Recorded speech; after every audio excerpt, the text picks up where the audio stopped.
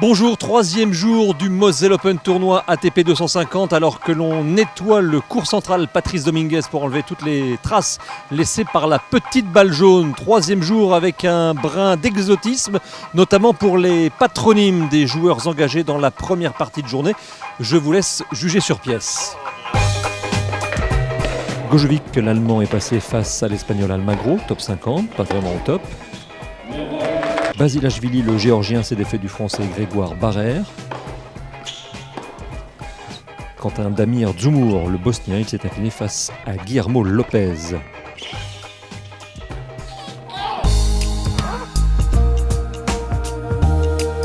En dehors du cours, opposition de style et de génération pour les séances de dédicaces. D'un côté, Quentin Alice, espoir français de 19 ans, quelques matchs seulement sur le circuit senior.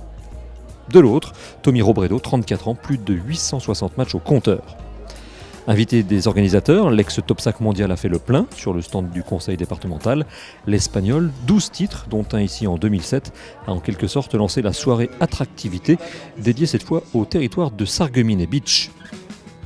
Et des titres là aussi il y en avait, celui de championne du monde de natation en eau libre avec Aurélie Muller.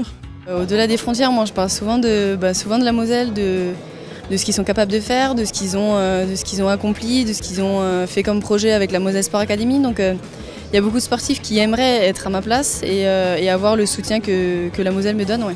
Celui de champion du monde par équipe et meilleur ouvrier de France catégorie chocolatier pour Franck Kestener. Il faut avoir une âme de compétiteur, l'âme d'aller se présenter, développer des choses, ne pas avoir peur du jugement, avoir envie de se confronter à d'autres personnes, voir son niveau. Donc c'est complètement un aspect sportif aussi à ce point-là, quoi.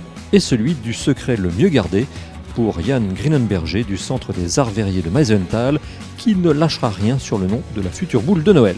C'est la surprise puisque évidemment elle sera dévoilée le 10 novembre soir. Vous pourrez la découvrir sur internet dès le lendemain. Donc voilà, encore quelques jours de patience et on vous racontera une nouvelle histoire. En fin de journée, Paul-Henri Mathieu, l'Alsacien, n'a fait que passer par la Lorraine, battu sèchement par l'Allemand Dustin Braun en 50 minutes, le temps d'un Strasbourg-Metz en TGV. Et pour finir, Benoît Paire s'est incliné face à un qualifié, Vincent Millot, en 2 manches. Mercredi, ambiance dans les gradins, comme chaque année c'est la journée des enfants. S'ils sont sages, ils pourront applaudir Nicolas Mahut, Tommy Robredo et Julien Beneteau.